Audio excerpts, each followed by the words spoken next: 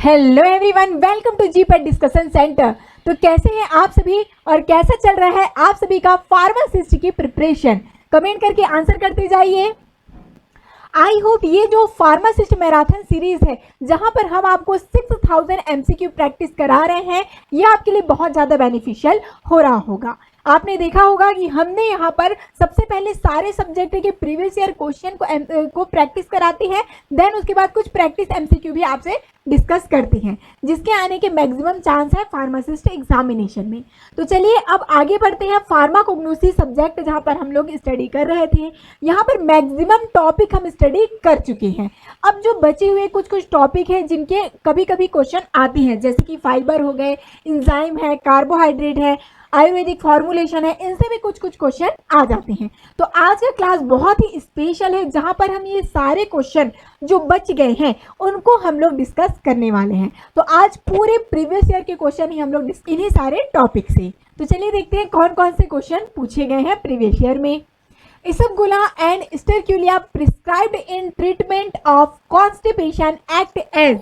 स्टेरक्यूलिया and ispaghula, ispaghula को और क्या कहते हैं? आपको ध्यान है क्या कहते हैं इसको? हम लोग इसबगोल के नाम से भी जानते हैं। अब देखिए, ये तो पता है कि ये कॉन्स्टिपेशन के ट्रीटमेंट में हेल्पफुल होता है, पर इनका मैकेनिज्म क्या है, किस तरीके से ये एक्ट करता है, ये पूछा गया है। ऑप्शन देख लीजिए भाई, bulk forming laxative, stimulant laxative, stool softener and all of this. क्या होना चाहिए फिर बताइए, कमेंट करते जाइए। बहुत ही सिंपल सा क्वेश्चन है, थोड़ा सा कंफ्यूजिंग लग रहा होगा क्योंकि यहाँ पर देखिए ये भी ऑप्शन में दिया है लैक्सेटिव, बी में भी दिया है लैक्सेटिव और सी में भी दे दिया है स्टूल सॉफ्टनर। तो क्या हो सकता है? देखिए क्या होता है, जो इसबगोल है और स्टेरक्यूलिया है, ये क्या करते हैं, वाटर के कंटेंट को इंक्रीज करते हैं। स्टूल क्या है, बहुत हार्ड हो जाता है, इसीलिए वो इजली से पास आउट नहीं हो पाता है इंटेस्टाइन से। वाटर का अमाउंट है उसको इंक्रीज कर देता है, ठीक है। वाटर के अमाउंट को इंक्रीज करने से वो बल्की हो जाता है। तो ये क्या होता है, ये बल्क फॉर्मिंग लैक्सेटिव की तरह एक्ट ये करता है। तो ये क्या होगा, आपका करेक्ट आंसर होता है, जिसमें क्या होता है, ये वाटर के कंटेंट को इंक्रीज करेगा और इसको बल्की बनाता है स्टूल को, ताकि वो इजली से पास आउट हो सके लार्ज इंटेस्टाइन से। ठीक है, समझ गए? आगे चलिए, देखिए ये दोनों देख लीजिए, आपने जरूर से इसबगोल ये सारी चीजें यूज भी की होगी, स्टेरक्यूलिया गम भी यूज किया होगा, इसबगोल तो आपने यूज किया ही होगा, है ना। तो इनके बारे में आपको पहले ही पता होगा। ये क्या है, दोनों ही कॉन्स्टिपेशन से रिलीफ प्रोवाइड करते हैं। कैसे एक्ट करते हैं? बल्क फॉर्मिंग लैक्सेटिव की तरह ये एक्ट करते हैं। ठीक है, नेक्स्ट चले।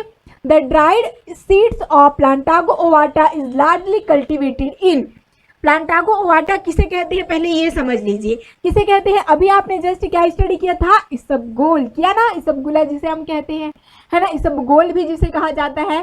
तो अब देखिए इसी का जो बायोलॉजिकल सोर्स है वो क्या होता है, प्लांटागो ओवाटा। ओके, अब ये कहाँ पर ज्यादा इनका कल्टीवेशन किया जाता है, ये क्वेश्चन पूछा है दिल्ली फार्मेसी 2021 में। देखिए एरिया से भी क्वेश्चन आ जाता है। ओके, जो जहाँ लार्ज कल्टीवेशन है, जैसे कि इसबगोल का पूछा गया है, तो कहाँ ज्यादातर किया जाता है? ऑप्शन देख लीजिए, Maharashtra, Karnataka, Andhra Pradesh and Tamil Nadu. Option B में है गुजरात, राजस्थान, पंजाब, महाराष्ट्र। ऑप्शन सी में है Madhya Pradesh, Maharashtra and Goa, Sikkim, West Bengal and Odisha. तो क्या होना चाहिए भाई, कहाँ ज्यादातर खेती की जाती है इसबगोल वगैरह का, कहाँ से ज़्यादा इनका कल्टीवेशन होता है? तो आपने जरूर से ये ध्यान हुआ होगा कि पंजाब, ठीक है, पंजाब एरिया में ज़्यादातर किया जाता है ना। तो किस में है यहाँ पर ऑप्शन देखिए, पंजाब कहीं पर आपको दिखाई पड़ रहा है, इतना तो ध्यान होगा कि ज़्यादातर वहाँ खेती होती है पंजाब एरिया में। तो इस प्रकार से छोटा सा आप लोग अंदाजा लगा के ये क्वेश्चन तो इजली से सॉल्व कर लेते हैं, है ना। तो जैसे गुजरात, राजस्थान, पंजाब, महाराष्ट्र, ये एरिया में सबसे ज़्यादा इनका कल्टिवेशन किया जाता है इसबगोल का, है ना। और आपने देखा भी कि कॉन्स्टिपेशन से रिलीफ प्रोवाइड करता है, वेट लॉस करने के लिए भी बहुत यूजफुल होता है इसबगोल। ओके, नेक्स्ट चले। Bassorin is a chemical constant obtained from. Bassorin किसका केमिकल कॉन्स्टेंट है? ऑप्शन देखिए, गौर, लेनोलिन, ट्रागाकांत, ओलियोगम। किसका होगा भाई बासुरिन, किसका केमिकल कांस्टेंट हो सकता है? बहुत ही इजी क्वेश्चन है, इसका आंसर आप लोग को जरूर से पता होगा, कमेंट करते जाइए। क्या हो सकता है? तो वो होता है आपका ट्रागाकांत, ट्रागाकांत, ठीक है। ट्रागाकांत जिसको हम लोग किस तरीके से यूज करते हैं, फार्मास्यूटिकल एड्स की तरह भी यूज किया जाता है ये। ओके, देखिए तो ये जो ट्रागाकांत है इसमें दो मेनली केमिकल कांस्टेंट होता है, एक होता है आपका बासुरिन और एक होता है ट्रागाकांथीन। ठीक है। ये दो mainly active chemical constant present होते हैं ट्रगाकांथ में। तो यहाँ पर क्या पूछा गया है, यहाँ पर बासोरिन के बारे में पूछा गया है। और साथ ही साथ देख लीजिए गौर, लैनोलिन और ऑलिव ऑयल के बारे में यदि केमिकल कांस्टेंट पूछा है तो जैसे गौर का ही देख लीजिए, गौरान होता है, इसका प्रोनाउंसिएशन भी सेम है। गैलेक्टोमेनॉन भी इसमें प्रेजेंट होता है। लैनोलिन को आपको पता है, लैनोलिन में क्या हो सकता है, पॉलीएस्टर्स हैं, ये एस्टर ग्रुप होते हैं। ऑलिव ऑयल क्या है, ऑलिव ऑयल में पाल्मेटिक एसिड है, ग्लिसराइड्स है, ओलिक एसिड, ये सारी चीजें प्रेजेंट होंगी। ठीक है। ट्रगाकांथ के बारे में आते हैं, इसमें मेनली दो चीजें प्रेजेंट होती है और इनको क्या कहते हैं, गोट थॉर्न भी कहा जाता है। इनका सिनोनिम भी जरूर से आप लोग स्टडी कर लें, गोट थॉर्न कहते हैं इसको। ठीक है, गोट थॉर्न कहा जाता है। गम ट्रगाकांथ, क्योंकि ये क्या होते हैं, गम होते हैं। ओके, कहा कैसे ऑब्टेन होते हैं गम को, आपको पता है जब हम लोग प्लांट का इंसिजन करते हैं, उसमें चीरा लगाते हैं तो विस्कस लिक्विड ऑब्टेन होता है, यही ड्राई होकर क्या कहलाता है, गम। ओके, हल्के से चिपचिपे से होते हैं, आपने जरूर से देखा होगा ये, जब आप लोग पेट में आप लोग चोट वोट लगाते हैं तो चिपचिपा सा ऑब्टेन होता होगा आपका, वही गम है। जरूर से आपने ये चीजें खेलने के लिए भी आपने देखी होगी, है ना, खेलते वक्त आपने ये चीजें जरूर से देखी होगी। अब देखते हैं ये कहाँ से ऑब्टेन होता है, तो आपको पता है ये गमी एक्सुडेट है। ओके, कहाँ से ऑब्टेन होता है, कौन से प्लांट से, तो ये होता है एस्ट्रागिलस गमीफर। जो आपका ट्रगाकांथ है उसका प्लांट है क्या, एस्ट्रागिलस गमीफर, और लेग्यूमिनेसिस की फैमिली होती है। तो ये भी पूछ लिया जाता है, इसको भी आप लोग स्टार मार्क करके याद रखिएगा कि ट्रगाकांथ का बायोलॉजिकल सोर्स क्या है, एस्ट्रागिलस गमीफर। ओके, गम है तो ये तो याद हो सकता है ना, गम है तो गमीफर। ठीक है, इसके थ्रू आप लोग याद कर लीजिएगा। और कैसे याद रख सकते हैं, जैसे कि यहाँ पर देखिए एस्ट्रागिलस का ए आपको यहाँ पर याद रख लीजिए। ठीक है, ए फॉर एस्ट्रागिलस और आपका जी फॉर क्या याद रखना, गमीफर। इस प्रकार से ये दोनों जो आपका दिया गया है सेंटेंस, उससे आपको ध्यान में रखना है कि इसका बायोलॉजिकल सोर्स क्या है, जरूर से पूछता है। ओके, अब जैसे ट्रगाकांथिन और बासोरिन मैंने आपको बतलाया कि इसमें दो एक्टिव केमिकल कांस्टेंट प्रेजेंट होते हैं, जिसमें से ट्रगाकांथिन है वो क्या है, वाटर सॉल्युबल होता है। गम होने के बावजूद भी क्या है, ये देखिए दो केमिकल कांस्टेंट है भाई इसमें, एक जो ट्रगाकांथिन है वो वाटर सॉल्युबल है, और जो बासोरिन जिसके लिए क्वेश्चन पूछा गया था वो वाटर इनसॉल्युबल होता है। तो ये भी क्वेश्चन पूछा जाता है, इन पर भी आपको ध्यान में देना है कि कौन सा केमिकल कांस्टेंट क्या प्रॉपर्टी रखता है। आते हैं next, is a carbohydrate containing drug obtain from marine source. इनमें से कौन सा ऐसा कार्बोहाइड्रेट है जो कि मरीन सोर्स से ऑब्टेन हुआ है, ये पूछा गया। बहुत ही सिंपल क्वेश्चन, कोई भी इसको इजली से बता सकता है, फार्मेसी का नहीं भी रहेगा वो भी इसको इजली से बता सकता है ना। तो कमेंट करके आंसर करते जाइए। ऑप्शन है जैसे अगार, हनी, अकेशिया, इसबगोल। क्या होगा भाई बताइए करेक्ट आंसर, मरीन सोर्स की बात हो रही है। कहाँ से ऑब्टेन हो रहा है, मरीन सोर्स से, मीन्स सी ओशन से ऑब्टेन होगा। तो यदि हम लोग नीचे से चलते हैं, इसबगोल, अभी आपने देखा इसबगोल को प्लांटागो ओवाटा प्लांट से ऑब्टेन होता है भाई, ये तो हमने स्टडी कर लिया, तो ये क्या हो जाएगा, पहले ही कट।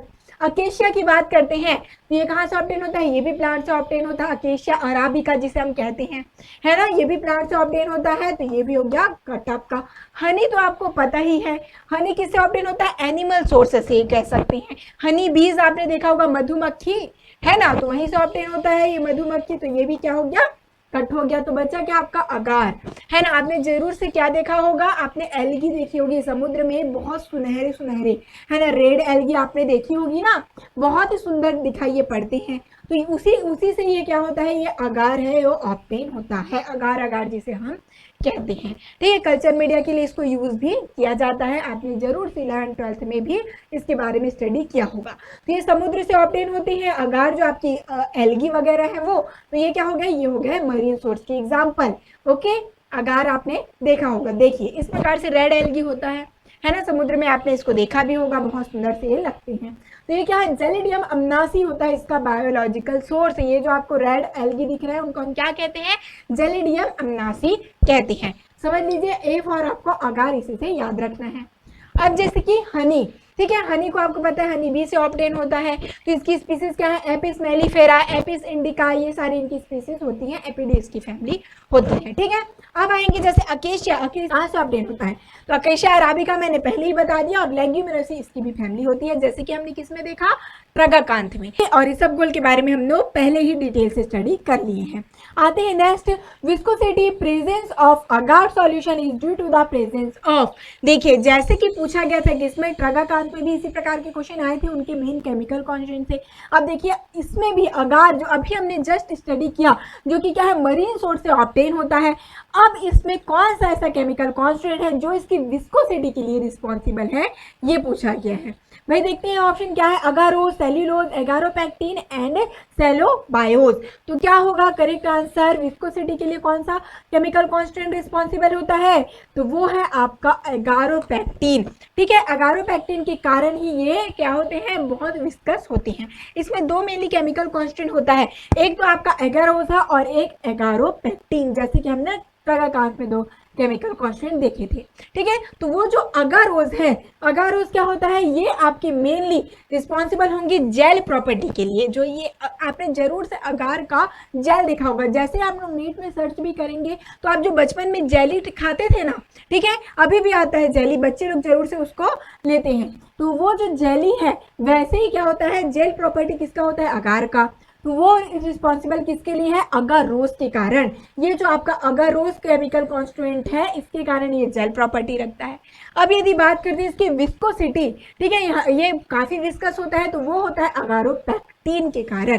ठीक है, अगारोपेक्टिन के कारण विस्कस होगा, और यदि जेल प्रॉपर्टी की बात होगी तब होगा इसका अगारोज। ये दोनों केमिकल कांस्टेंट ध्यान में रखिएगा। नेक्स्ट चलते हैं, water soluble fraction of starch is, starch का वाटर सॉल्युबल केमिकल कांस्टेंट कौन सा है, ये पूछा गया। एमाइलोज, एमाइलोपेक्टिन, साइक्लोडेक्सिन एंड पैक्टिन, कौन सा ऐसा केमिकल कांस्टेंट है जो वाटर सॉल्युबल है भाई। ओके, ऐसा ही क्वेश्चन आया था ना ट्रगाकांत में भी, उसमें भी दो केमिकल कांस्टेंट थे, एक बासोरिन था, एक ट्रगाकांथिन था, उसमें भी ट्रगाकांथिन वाटर सॉल्युबल था। अब स्टार्च में दो केमिकल कांस्टेंट होते हैं, एमाइलोज एंड एमाइलोपेक्टिन। अब इसमें से दोनों में से कौन सा वाटर सॉल्युबल है और कौन सा वाटर इनसॉल्युबल है, इसको हमें देखना है। तो करेक्ट आंसर है इसका एमाइलोज।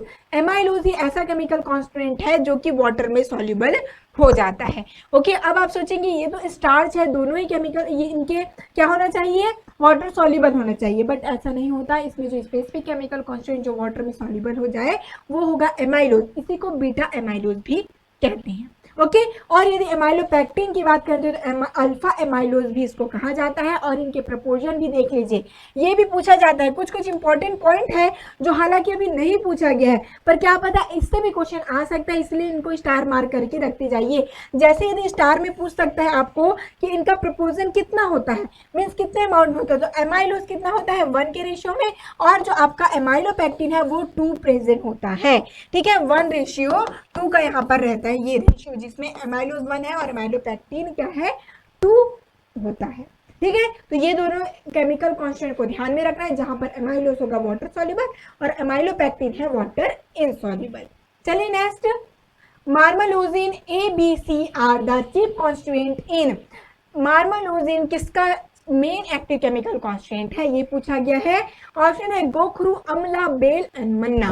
तो देखिए आपको लग रहा होगा ऑप्शन देखकर ये मन्ना ही हो सकता है, ऐसा कोई केमिकल कांस्टेंट अभी तक हमने पढ़ा नहीं, क्योंकि गोखरू अमला के बारे में हमने पहले ही स्टडी किया था ना, गोखरू के बारे में जो डायूरेटिक प्रॉपर्टी रखता है, अमला के बारे में भी स्टडी किया था, त्रिफला चूर्ण जो बनता है, चमनप्राश बनता है, इसी के कांस्टेंट होते हैं, इसका ही यूज करके बनता है। ठीक है, अब आते हैं यदि बेल और मन्ना में, तो जो बेल है, ठीक है, बेल में ही प्रेजेंट होता है क्या, मार्मालोजिन ABC।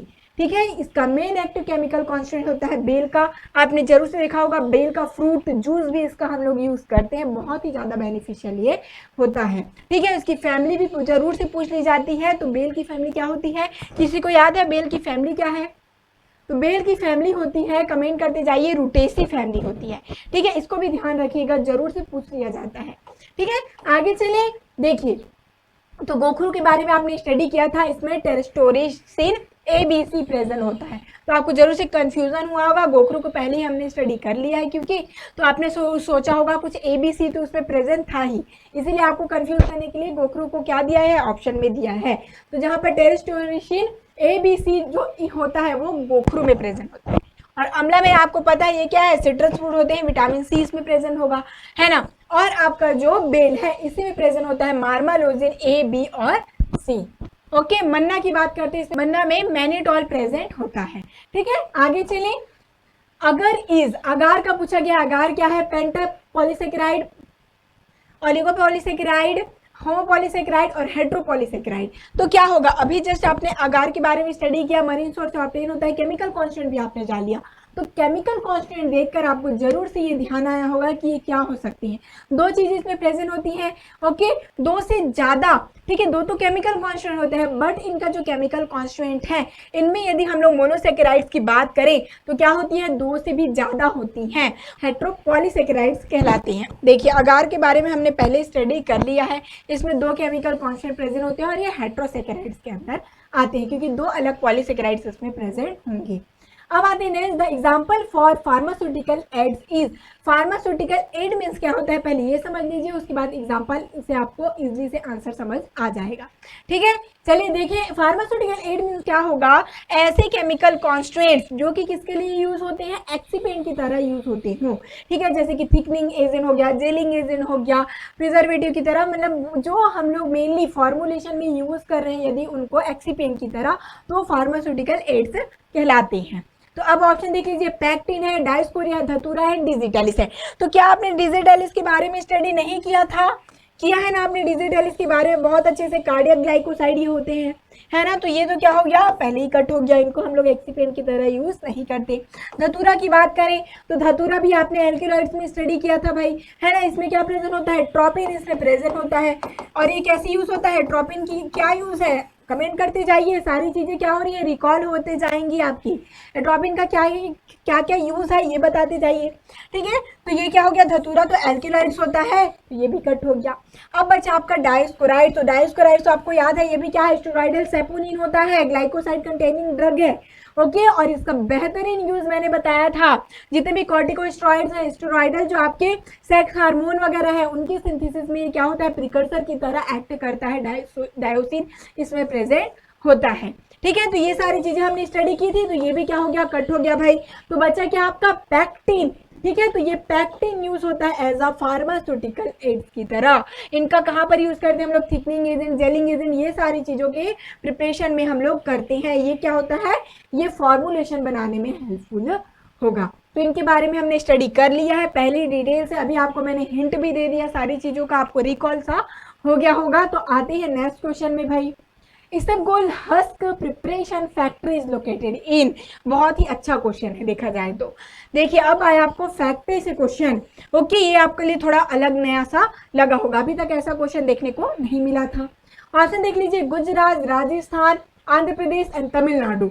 तो आपने स्टडी क्या किया था भाई ये बताइए, पहले आपने इसबगोल के बारे में स्टडी किया। इसबगोल का आपने ये देखा कि कल्टीवेशन कहाँ पर ज्यादा होता है, ये क्वेश्चन आया था पहले ही, है ना। अब देखिए उसके बाद भी कल्टीवेशन के बाद क्या क्वेश्चन आ गया कि फैक्ट्री कहाँ पर है। मतलब देखिए इसबगोल कितना इंपॉर्टेंट क्वेश्चन है। तो आपने वहां पर दो चीजें देखी थी, कहाँ ज्यादा कल्टीवेशन होता है, राजस्थान, गुजरात, ये दोनों चीजों को देखी थी वहां पर, पंजाब, राजस्थान, गुजरात, महाराष्ट्र, ये चार जगह देखा था, है ना। तो अब ऑप्शन में दोनों आ गया, राजस्थान और गुजरात। तो अब आपको होगा थोड़ा सा कंफ्यूजन कि कहाँ पर इसकी फैक्ट्री हो सकती है। तो आपको पता है ये कि गुजरात एरिया में ज्यादातर फैक्ट्री वगैरह होती है कि नहीं बताइए, वहाँ बिजनेस ज्यादा किया जाता है, ये भी आप लोग अच्छे से जान रहे हैं, वहीं ज्यादातर फैक्ट्री वगैरह होती है। तो क्या हो जाएगा, गुजरात। इस प्रकार से आप याद रख लेना कि इसबगोल का जो फैक्ट्री है वो सिद्धपुर में प्रेजेंट है, नॉर्थ गुजरात के। ठीक है, और आपने कहाँ पर कल्टीवेशन होता है ये तो आपने पहले स्टडी किया था। तो चलिए नेक्स्ट क्वेश्चन में, the main constituent of starch are dash nature. जो मेन कॉन्स्टिट्यूएंट है स्टार्च का वो कौन से नेचर का होता है भाई। ऑप्शन देख लीजिए, lipids, protein, tannins and sugar. तो क्या होता है देखिए, तो आपका यदि हम लोग स्टार्च की बात करें, स्टार्च क्या होता है, कार्बोहाइड्रेट होता है कि नहीं बताइए, कार्बोहाइड्रेट होता है। हेट्रोपॉलीसेकेराइड्स हमने अभी जस्ट स्टडी किया था स्टार्च के लिए, कौन सा नेचर का होता है, स्टडी किया था हेट्रोपॉलीसेकेराइड। तो पॉलीसेकेराइड्स मींस क्या हो गया, ये क्या होंगे, कैसे नेचर के होंगे, शुगर नेचर के होंगे, है ना। लिपिड तो हो नहीं सकते, प्रोटीन भी नहीं है, टैनिन नहीं है। तो इसका सबसे सिंपल क्वेश्चन था देखा जाए तो, है ना। यदि आप थोड़ा भी स्टार्च के बारे में जानते हैं तो ये क्या होगा, इसमें होता है शुगर प्रेजेंट होगा। बहुत ही सिंपल क्वेश्चन है भाई ये। नेक्स्ट चलते हैं, polygalacturonic acid is otherwise known as. Polygalacturonic acid किसको कहते हैं, ओके। ऑप्शन देखिए, calamine, kaolin, bentonite and pectin. तो क्या होगा इसका करेक्ट आंसर, पैक्टिन। ठीक है, पैक्टिन इसका करेक्ट आंसर होगा। यदि हम लोग कैलामाइन, केओलिन, बेंटोनाइट की बात करते हैं तो चलिए देखते हैं इसमें और क्या क्या चीजें प्रेजेंट होती हैं, क्या केमिकल कॉन्स्टेंट प्रेजेंट होता है। कैसे याद रख सकते हैं? पॉलीगैलेक्टोयूरोनिक एसिड को P फॉर पॉलीगैलेक्टोयूरोनिक एसिड और P फॉर पैक्टिन। तो इस प्रकार से इसको याद रख लीजिएगा। ठीक है, अब चलते हैं कैलामाइन की ओर। तो कैलामाइन क्या है? ये सारे एक मिनरल सोर्स हैं। ओके, जैसे हमने जस्ट मरीन ड्रग के बारे में स्टडी किया, अगार होते हैं, और प्लांट ड्रग के बारे में तो आपने स्टडी किया ही है। तो अब आते हैं मरीन सोर्स पर। मरीन सोर्स के बारे में हमने स्टडी नहीं किया था, तो जैसे हम लोग कैलामाइन का स्टडी करें। ठीक है, कैलामाइन क्या होता है? ये सारे मरीन सोर्स हैं जहां पर zinc oxide and ferric oxide present होता है। ठीक है, जिंक ऑक्साइड फेरिक ऑक्साइड क्या होता है? इनका केमिकल मिक्सचर होता है। केओलिन की बात करते हैं तो केओलिन में क्या प्रेजेंट होता है? Hydrated aluminium silicate. Hydrated aluminium silicate इसमें क्या प्रेजेंट होता है? इनके अंदर प्रेजेंट होता है भाई, इनसे ऑब्टेन होता है, ये भी कह सकते हैं, है ना। अब देखिए बेंटोनाइट। तो बेंटोनाइट क्या होता है? ये hydrous magnesium calcium aluminium silicate होते हैं। ओके, मैग्नीशियम कैल्शियम एल्यूमिनियम तीनों चीज इसमें प्रेजेंट होता है बेंटोनाइट में। और पैक्टिन की बात करते हैं तो पैक्टिन क्या? डी पॉलीगैलेक्टोयूरिनेट एंड एल रेमनोज इसमें प्रेजेंट होता है। ठीक है, तो ये दोनों केमिकल कॉन्स्टिट्यूएंट को आप पैक्टिन का ध्यान रख लीजिएगा। साथ ही साथ हो सकता है बेंटोनेट के बारे में पूछ लिया जाए तो ये भी ध्यान रख लीजिए, इसमें मैग्नीशियम कैल्शियम एंड एल्यूमिनियम ये तीनों चीज प्रेजेंट होता है। रिवाइज कर लेते हैं। केओलिन की बात करते हैं तो हाइड्रेटेड एल्यूमिनियम सिलिकेट इसमें प्रेजेंट होता है। और यदि कैलामाइन की बात करते हैं तो कैलामाइन में zinc oxide and ferric oxide ये दोनों चीजें ही प्रेजेंट होती है। चलें आगे, ये बहुत इंपॉर्टेंट था। ये जो टेबल देख रहे हैं बहुत हेल्पफुल है आपके लिए, बहुत काम आने वाला है, इसको आप लोग जरूर से स्क्रीनशॉट ले लीजिएगा। चलते हैं next. Which of the following is called Indian gum? Indian gum किसको कहते हैं भाई? देखिए ऑप्शन है colophony, tragacanth, guar gum and acacia. तो इंडियन गम किसको कहते होंगे? जो इंडिया में बहुत ज़्यादा यूज़ होता होगा। तो अब ये बात करेंगे तो ये तो सभी यूज़ होता है, पर ये ध्यान रख सकते हैं कि पहले के लोग, आपको ध्यान है किसका यूज़ करते थे? दातुन वगैरह की तरह बबूल का यूज़ करते थे ना।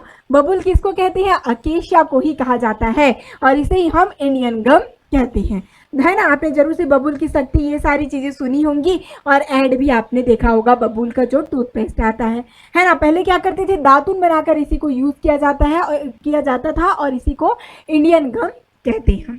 अब जैसे कि कोलोफोनी की बात कर लेते हैं तो आप जानते हैं ये रेजिन कंटेनिंग ड्रग है भाई, रोजिन इसीलिए इसको कह लेते हैं। ठीक है, इसमें क्या प्रेजेंट है? रेजिन केमिकल कॉन्स्टिट्यूएंट होता है, ये रेजिन के अंदर आते हैं। अब ट्रगाकांत की बात करते हैं। ट्रगाकांत को आपने पहले ही देख लिया, गोट थॉर्न कहते हैं इनको, है ना। अब चलते हैं आगे। साथ ही साथ गौरान गम को क्या कहते हैं? जागोर गम कहते हैं। मतलब कुछ इंपॉर्टेंट सिनोनिम को जरूर से ध्यान रखिए। सारे सिनोनिम तो आप याद नहीं रख सकते और कंफ्यूज हो जाएंगे, तो कुछ इंपॉर्टेंट सिनोनिम है उसको एटलीस्ट याद में रखिएगा। ठीक है, नेक्स्ट चले। वाटर सॉल्युबल पोर्शन ऑफ ट्रगाकांत, बहुत ही इजी क्वेश्चन, अभी जस्ट मैंने आपको बताया है ट्रगाकांत के बारे में डिटेल से, तो ये क्वेश्चन आपके लिए बहुत इजी रहा होगा। जल्दी से कमेंट करते जाइए इसका आंसर क्या हो सकता है। ओके, ऑप्शन देखने का जरूरत भी नहीं पड़ना चाहिए यदि आपको ध्यान होगा तो, है ना। ट्रगाकांत का क्या है? कौन कौन सा केमिकल कॉन्स्टेंट प्रेजेंट होता है? तो बासोरिन और ट्रगाकांथिन दोनों ही प्रेजेंट होते हैं भाई इसमें। तो दोनों में क्या डिफरेंस था बताइए, क्या डिफरेंस था? कौन सा केमिकल कांस्टेंट था जो कि वाटर में सॉल्युबल था और कौन सा इनसॉल्युबल था? याद आ रहा है? तो ट्रगाकांथिन था जो कि वाटर में सॉल्युबल था और बासोरिन वाटर में इनसॉल्युबल था। ये चीजें मैंने पहले ही आपको बतला दी हैं, बार बार वही चीजें आ रही है क्योंकि ये क्या है? इंपॉर्टेंट क्वेश्चन है, ये क्वेश्चन पूछे भी गए हैं, है ना, पूछे गए हैं। देख लीजिए कब, कौन से ईयर में पूछा है? केरला फार्मेसी 2018 में ये पूछा है। मीन्स ये रोटेट होकर क्वेश्चन कहीं ना कहीं आपको पूछ लिया जाएगा, इसलिए सारे क्वेश्चन को अच्छे से ध्यान में आपको देना है। ठीक है, नेक्स्ट चलिए। Shark liver oil contain, shark liver oil आया कहाँ से? क्वेश्चन मरीन सोर्स से फिर से क्वेश्चन आया है, बहुत ही बेहतरीन क्वेश्चन है भाई ये। ओके, मरीन भी बोल सकते हैं, एनिमल भी बोल सकते हैं। सार्क क्या है? एनिमल ही तो है ना। Vitamin A and D, vitamin C and vitamin E. तो क्या प्रेजेंट होता है भाई सार्क लीवर ऑयल में? सार्क के लीवर में क्या प्रेजेंट होता है? तो वो होता है विटामिन ए। ये रिच सोर्स होता है विटामिन ए का, ये भी ध्यान रखिएगा। ऐसा भी पूछा जाता है कि रिच सोर्स कौन सा है, तो आपको ऑप्शन दे दिया जाएगा विटामिन ए के लिए, रिच सोर्स के लिए, जैसे कि सार्क लीवर, कॉड लीवर, ठीक है, और दूसरे का एग्जाम्पल दे दिया जाएगा कि किनमें प्रेजेंट होता है विटामिन ए, तो वो होगा shark liver oil. Shark liver oil में ही बहुत ज़्यादा रिच अमाउंट में क्या प्रेजेंट होता है? Vitamin A. कहाँ से ऑप्टेन होते हैं ये भाई? तो ये देखिए सार्क कौन से स्पीसीज? हाइपोप्रियन ब्रीवियोरेस्टिस से ऑप्टेन ये होता है। और इसकी फैमिली क्या है? बहुत ही डिफिकल्ट आपको होगा याद रखने के लिए, क्योंकि हमने अभी तक सार्क लीवर ऑयल के बारे में स्टडी नहीं किया था, पर अभी आपको जानने को मिल जाएगा। कारकैरिनिडी, ठीक है, इस प्रकार से याद रख लीजिएगा, जरूर से एक बार तो आपको ध्यान में हो ही जाएगा। ओके, एक बार आप लोग स्टडी किए रहेंगे तो इजीली से आपको रिकॉल होगा ही। ओके, चलते हैं next. Castor seed belong to which family? Castor seed कौन सी फैमिली से बिलोंग करता है? आपने स्टडी किया था, हमने क्या स्टडी किया था, याद करिए। कहाँ से ऑब्टेन होता है कैस्टर? इसका बायोलॉजिकल सोर्स क्या है? रिसिनस कम्युनिस करके हमने स्टडी किया था। अब देखिए इसका क्या पूछा गया है, इसको पूछ लिया गया है फैमिली को। तो ऑप्शन है लेग्यूमिनोसी, पॉलीगोनेसी, यूफोरबिएसी एंड कॉम्बेरिटेसी। क्या होगा भाई, कैस्टर सीड की फैमिली क्या होती है? तो वो होगा यूफोरबिएसी। कहाँ से ऑब्टेन करते हैं हम लोग इसको? अभी जस्ट मैंने आपको बताया रिसिनस कम्युनिस से ऑब्टेन करते हैं। ओके, इसका सीड का हम लोग यूज करते हैं और इसकी फैमिली होती है यूफोरबिएसी। रिसिनस ऑयल भी इसीलिए इसको कहा जाता है क्योंकि इसका बायोलॉजिकल सोर्स ही क्या है? रिसिनस कम्युनिस, इसीलिए इसको रिसिनस ऑयल कहते हैं। आते हैं next, which of the following is a rich source of vitamin? Rich source कौन सा है? देखिए मैंने ऐसा ही बोला था, जस्ट अभी आपको बोला था ना, ये क्वेश्चन आ ही गया। इस प्रकार से भी क्वेश्चन पूछ लिए जाते हैं। रिच सोर्स कौन सा है? तो आपके लिए बहुत ही आसान हो गया होगा ये आंसर, क्योंकि अभी जस्ट मैंने आपको बताया है। तो ऑप्शन जैसे कि gelatin, honey, arachis oil and shark liver oil दिया है। तो अभी जस्ट हमने सार्क लीवर ऑयल के बारे में स्टडी किया और मैंने आपको ये बताया है कि विटामिन ए इसमें प्रेजेंट होता है, रिच सोर्स है ना। तो विटामिन ए की यदि बात करें तो सार्क लीवर ऑयल प्रेजेंट होता है रिच अमाउंट में। ओके, और अराचिस ऑयल पता है आपको ये क्या है? ये फिक्स ऑयल होते हैं भाई। लिनोलिक एसिड इसमें प्रेजेंट होता है। हनी की आपने पहले ही देख लिया है, हनी में क्या प्रेजेंट होगा? ये कार्बोहाइड्रेट्स हैं, तो डेक्सट्रोज, लेवोलोज, ये सारी चीज़ें प्रेजेंट होंगी।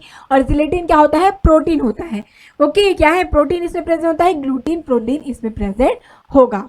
आते हैं next question, ricinoleic acid is obtain from? Ricinoleic acid कहाँ से ऑब्टेन होता है? ये भी बहुत इजी क्वेश्चन है यदि आपको थोड़ा भी ध्यान हो। इसीलिए कहती हूँ जो पहले क्वेश्चन आप स्टडी कर रहे हैं ना, उसको आप डिटेल से यदि स्टडी कर लिए, उसके एक एक पॉइंट से क्वेश्चन पूछ लिया गया है आगे, है ना। अभी देखिए कैसे आपको मैं बोल रही हूँ ये चीज़ें।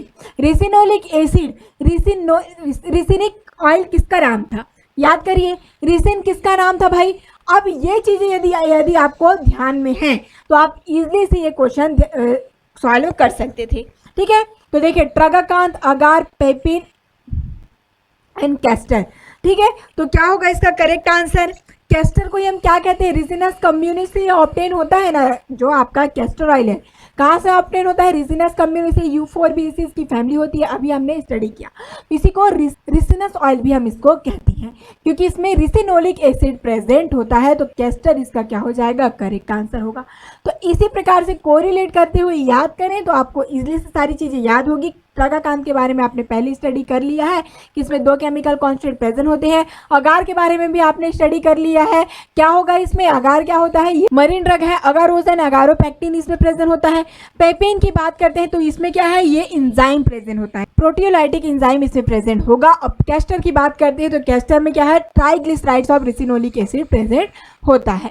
मेन ट्राइग्लिसराइड्स इन कैस्टर ऑयल, बहुत इजी क्वेश्चन, अभी जस्ट आपने इसको स्टडी किया। ट्राइग्लिसराइड्स के बारे में पूछ लिया है। मेन इसके केमिकल कॉन्स्टेंट, अभी क्या हुआ था जस्ट जो आपका ये कौन सी ईयर में क्वेश्चन पूछा गया? हमीरपुर फार्मासिस्ट 2021 में क्वेश्चन पूछा गया, जहां पर क्या किया गया? जो आपका केमिकल कॉन्स्टेंट है ये क्वेश्चन में रखा गया और इनका जो सोर्स है इनको क्या कर दिया? ऑप्शन बना दिया। अब क्या किया गया? यहाँ पर कैस्टर ऑयल को ही क्वेश्चन में रख लिया गया और इनके केमिकल कॉन्स्टेंट को केरला फार्मासिस्ट में देखिए 2021 में ही इनके जो मेन एक्टिव केमिकल कॉन्स्टेंट उनको ऑप्शन बना दिया गया। तो इसीलिए सारी चीज़ें रोटेट होकर आती हैं, तो जरूर से सारी चीज़ों को ध्यान में रखेंगे। Ricinoleic acid, oleic acid, ricin and stearic acid. क्या होगा भाई इसका करेक्ट ऑप्शन? क्या होगा? तो वो है रिसिनोलिक एसिड। अभी जस्ट आपने स्टडी भी किया, कोई भी इसमें क्या है कंफ्यूजन की बात नहीं है। आई next, hydnocarpus oil is the synonym of? Hydnocarpus oil किसका सिनोनेम है? देखिए क्वेश्चन पूछा गया है केरला फार्मेसी 2021 में। ओके, अभी तक आपने क्या स्टडी किया हिडनोकार्पस ऑयल के बारे में? ध्यान करिए, वोलेटाइल ऑयल में हमने स्टडी किया था ये ड्रग को। Chaulmoogra oil, linseed oil, castor oil, arachis oil. तो आपने कैस्टर ऑयल के बारे में तो पहले ही स्टडी कर लिया है ना, रिसिनिक ऑयल इसको कहते हैं। अब देखिए तो बच्चा क्या आपका चालमुंगरा ऑयल, इनके बारे में आपने स्टडी किया था, आपको ध्यान भले नहीं होगा। वोलेटाइल ऑयल में हमने स्टडी किया था, है ना। चिनोपोडियम ऑयल, चालमुंगरा ऑयल के बारे में स्टडी किया था। आपको ये भी बताया था मैंने चालमुंगरा ऑयल के बारे में कि पहले के टाइम में इसको लेप्रोसी के ट्रीटमेंट में यूज भी किया जाता था। ठीक है, ये बहुत इंपॉर्टेंट पॉइंट है, इसको भी ध्यान रखिए, याद नहीं होगा तो आपको, है ना। चाल मुंगरा ऑयल को हिडनोकार्पस ऑयल कहते हैं, देख लीजिए। ओके, कैस्टर ऑयल के बारे में आपको बताया, रिसिनस ऑयल कहते हैं। अराचिस ऑयल किसको कहते हैं भाई, जो आप लोग मूंगफली खाते हैं, है ना, पीनट जिसको कहते हैं, तो पीनट ऑयल ये होता है। चाल मुंगरा ऑयल के बारे में हमने अभी स्टडी किया, और लिंसीड को फ्लैक्सीड कहते हैं। ठीक है, चले next, the toxic protein present in castor oil is, castor oil के बारे में आपने क्या स्टडी किया कि इसमें रिसिनिक एसिड होता है। ठीक है, रिसिनिक एसिड प्रेजेंट होता है इसमें, रिसिनोलिक एसिड कहते हैं जिसको। अब देखिए, अब इसका टॉक्सिक प्रोटीन पूछा है तो आपको जरूर से लगेगा कि यही होगा करेक्ट आंसर, बट ऐसा नहीं है। आपको जब ट्राइग्लिसराइड्स पूछा गया था तब आपने क्या बताया था, रिसिनोलिक एसिड, हमने स्टडी किया ना। ट्राइग्लिसराइड यदि पूछा जाएगा तो रिसिनोलिक एसिड होगा, बट यहाँ पर टॉक्सिक प्रोटीन पूछा गया, ट्राइग्लिसराइड तो नहीं पूछा गया, है ना। ग्लिसराइड्स अलग हैं और आपके प्रोटीन अलग हैं। तो टॉक्सिक प्रोटीन की बात करेंगे तो ये होगा रिसिन। ओके, रिसिन होता है इसका टॉक्सिक प्रोटीन, इसमें रिसिन प्रेजेंट होता है और यही टॉक्सिक होता है, पॉइजनस नेचर का होता है। तो ये दोनों केमिकल कॉन्स्टेंट डिफरेंट है, इनको जरूर से ध्यान में रखिएगा, एक में नहीं करिएगा। ओके, नेक्स्ट चलिए, which is use in cheese manufacturing as a substitute of rennin, rennin की सब्स्टिट्यूट की तरह यदि रेनिन ना हो तो किनको चीज़ प्रिपरेशन में, चीज़ आप लोग खाते हैं ना, चीज़ के बिना कोई भी चीज़ें आपको टेस्टी भी नहीं लगती, है ना। तो यही जो चीज़ है उनके प्रिपरेशन में और कौन से एंजाइम का यूज़ किया जा सकता है ये भी आपको पता होना चाहिए, है ना। तो ऑप्शन देख लीजिए, पेपिन, कोलेजेनेस, पेप्सिन, यूरोकाइनेस। तो कौन सा वो केमिकल जो आपका एंजाइम है जिनको रेनिन की तरह यूज़ करते हैं तो वो है पेपिन है। ठीक है, तो पेपिन ही क्या होता है जो कि रेनिन के रिप्लेसमेंट के लिए यूज हो सकता है चीज़ प्रिपरेशन में। ठीक है, तो ये जैसे कि हम लोग यूरोकाइनेस की बात करें तो आपको पता होगा ये क्या करते हैं, ये फाइब्रिन को डिसॉल्व करते हैं। और पेप्सिन की बात करते हैं तो क्या करते हैं, डेफिशिएंसी यूज होते हैं किसमें, डेफिशिएंसी ऑफ गैस्ट्रिक सेक्रेशन, जब गैस्ट्रिक सेक्रेशन की डेफिशिएंसी हो जाती है तब यूज होता है। और पेपिन के बारे में आप लोग जान गए, चीज़ प्रिपरेशन में यूज होगा। और कोलोजिनेस की बात करते हैं तो ये डर्मल अल्सर्स वगैरह में, बर्न में ये यूजफुल होती हैं। आते हैं next, which is odd among the all, इनमें से ऑड कौन है, अलग कौन सा है, ये देखते हैं। पेपेन, डाइस्टेज, सेराटियोपेप्टाइडेस और सिंकोना। तो क्या होगा भाई, बहुत ही इजी क्वेश्चन है। आपने पेपेन, डाइस्टेज एंड सेराटोपेप्टाइडेस के बारे में कब स्टडी किया, एंजाइम्स में। बट सिंकोना क्या था, सिंकोना तो एल्केलॉइड कंटेनिंग ड्रग है ना, जिसमें कौन से केमिकल कॉन्स्टेंट होते हैं, कमेंट करते जाइए। बहुत ही बेहतरीन केमिकल कॉन्स्टेंट मैंने आपको बताया है, इनके यूजेस भी बताया है, बहुत अच्छे से स्टडी की थी सिंकोना के बारे में। तो कमेंट करते जाइए क्या होगा, सिंकोना यहाँ पर होगा करेक्ट आंसर, और इनके केमिकल कॉन्स्टेंट के बारे में आप बतलाते जाएंगे भाई। और ये सारे क्या है, पेपेन है, डाइस्टेज है, ये सारे होते हैं आपके एंजाइम्स। आते हैं next, what is the molecular weight of पेपेन। अब ये जो पेपेन है जो कि किस में यूज होता है भाई, अभी बताया ना, चीज फॉर्मुलेशन में यूज होता है। तो इनका मॉलिक्यूलर वेट कितना है ये पूछ लिया गया है। 20 Dalton, 20,000 Dalton, 23,000 Dalton, 21,000 Dalton and 26,000 Dalton. तो कितना होता है इनका मॉलिक्यूलर वेट, आई थिंक आपको भी नहीं पता होगा, क्योंकि ऐसे क्वेश्चन बहुत ही कम पूछे जाते हैं और इन पर हम ध्यान नहीं देते। तो ये जो पेपेन है उनका होता है 23 डेल्टॉन, इनका मॉलिक्यूलर वेट होगा। ठीक है, कुछ कुछ चीज़ें हैं जिनको आपको याद में रखनी होगी, क्योंकि उनके पूछने के क्या है, पूछ भी सकते हैं, नहीं भी पूछ सकते। देखिए जैसे कि मॉलिक्यूलर वेट हो गया, ठीक है, तो इनके कभी पूछ भी लिए जाते हैं, तो इनको थोड़ा सा आप लोग जरूर से ध्यान में रख लीजिएगा। अमीनो एसिड की बात करें तो 212 अमीनो एसिड प्रेजेंट होते हैं किसमें, पेपेन में। ये प्रोटीन है तो अमीनो एसिड तो प्रेजेंट होंगे ही। What is the source of the Cargill membrane suture? अब देखिए सूचर, लिगेचर, इनके बारे में भी क्वेश्चन आता है। ओके, इनके बारे में भी क्वेश्चन आता है, क्योंकि ये कहाँ से ऑब्टेन होते हैं, ये भी नेचुरल सोर्स से ऑब्टेन होते हैं। फार्माकोग्नोसी में इनको हम लोग स्टडी करते हैं इसीलिए। ठीक है, sheep, ox, silk worm and horse किससे ऑब्टेन होता है, हॉर्स से होता है क्या, किसी भी प्रकार का फाइबर्स है वो हॉर्स से ऑब्टेन होगा, नहीं होगा। तो ये पहले ही कट हो गया आपका। तो आपका यदि हम लोग बात करें सूजर्स की तो ऑक्स होगा इसका करेक्ट आंसर। ठीक है, यदि हम लोग कार्गिल मेम्ब्रेन की बात करते हैं तो यहाँ पर जो आपका पेरिटोनियम है, किसका पेरिटोनियम, किसका, ऑक्स का। ऑक्स के पेरिटोनियम से क्या बनाया जाता है, सूचर बनाया जाता है। ठीक है, ये अडहेसिव बैरियर ये क्रिएट करते हैं। आते हैं next, silk fibre contain chemical constant known as. Silk fibre, कौन सा केमिकल कांस्टेंट होता है सिल्क फाइबर में? ऑप्शन है sericin, keratin, cysteine and fibroin. तो सिल्क में क्या प्रेजेंट होगा? सिल्क में प्रेजेंट होता है आपका फाइब्रोइन। ओके कौन सा प्रोटीन है? ये फाइब्रोइन प्रोटीन प्रेजेंट होता है। सिल्क कहाँ से ऑब्टेन होता है भाई? कोकून से ऑब्टेन होता है ना। ये जो कोकून है उसका भी सोर्स देख लीजिए कहाँ से है, इसका स्पीसीज क्या है? Bombyx mori. बॉम्बैक्स मोरी क्या है इसका? बायोलॉजिकल सोर्स है। अब फैमिली की बात करते हैं तो आप लोग बॉम्बैक्स से याद रख लीजिएगा, बॉम्बैक्सिडी, ठीक है, और मोरी से याद रख लीजिएगा, मोरेसी फैमिली को याद रख लीजिएगा, ठीक है, दोनों ही इनकी फैमिली होती है। केमिकल कॉन्स्टिट्यूएंट की बात करते हैं तो इसमें क्या प्रेजेंट होता है? अभी आपने देखा फाइब्रोइन, ठीक है, फाइब्रोइन इसमें प्रेजेंट होता है। जब इनको हम लोग क्या करते हैं? वार्म वाटर में फिर इनको हाइड्रोलाइसिस किया जाएगा तो ये क्या है? ये प्रोटीन है। तो ये प्रोटीन किस में कन्वर्ट हो जाएगा? अमीनो एसिड में टूट जाता है। कौन सा अमीनो एसिड? ग्लाइसिन और एलानिन। ये भी ध्यान में रखिएगा। ये जो फाइब्रोइन है इनको जब हम लोग क्या करते हैं? हाइड्रोलाइसिस करेंगे तो ग्लाइसिन और एलानिन ये बनाते हैं। नेक्स्ट आती है what is the biological source of, जो वुल है, ठीक है, वुल है, उनका बायोलॉजिकल सोर्स पूछा गया है। ऑप्शन देख लीजिए, बॉम्बैक्स मोरी फैमिली बॉम्बिसिडी, ठीक है, Cannabis sativa family Cannabinaceae, Ovis aries family Bovidae and Gossypium hirsutum. क्या होगा इसका करेक्ट आंसर भाई? अभी जस्ट आपने क्या देखा? ये जो बॉम्बैक्स मोरी के बारे में स्टडी किया, किसके लिए है? ये सिल्क का बायोलॉजिकल सोर्स है। अब यदि कैनाबिस सटाइवा की बात करते हैं तो जो कैनाबिनॉइड्स होते हैं, ठीक है, कैनाबिस है, इनके लिए होता है ये biological source. Ovis Eris, Ovis Eris से क्या होता है? वुल, जिसको कि कहाँ से ऑब्टेन होता है? वुल मीन्स क्या हो गया? सीप से जो ऑब्टेन होता है। सीप की स्पीसीज क्या है? ओविस एरिस फैमिली क्या है? बोविडी। ये होता है वुल का बायोलॉजिकल सोर्स। गॉसिपियम हिर्सुटम की बात करते हैं तो ये किसका बायोलॉजिकल सोर्स है? ये है कॉटन का भाई। तो ये क्या हो गया? ओविस एरिस इसका करेक्ट आंसर होगा। ये क्या है? सीप से ऑब्टेन होते हैं, ठीक है। और इसमें केराटिन प्रोटीन और साथ ही साथ सल्फर इसमें प्रेजेंट होता है। ये जो वुल है उसमें क्या है? प्रोटीन तो प्रेजेंट होता है, साथ ही साथ सल्फर प्रेजेंट होता है। इसीलिए ये जो क्या होते हैं, ये जब ब्रेक डाउन होंगे, हाइड्रोलाइसिस करेंगे तो सल्फर कंपाउंड, जैसे कि आपके सिस्टीन है, ठीक है, इसमें क्या प्रेजेंट होता है? सल्फर कंपाउंड प्रेजेंट होते हैं। ओके जब अमीनो एसिड में ब्रेक होते हैं। ओके चलिए नेक्स्ट आते हैं। According to their origin flax jute and cotton is which type of fibre.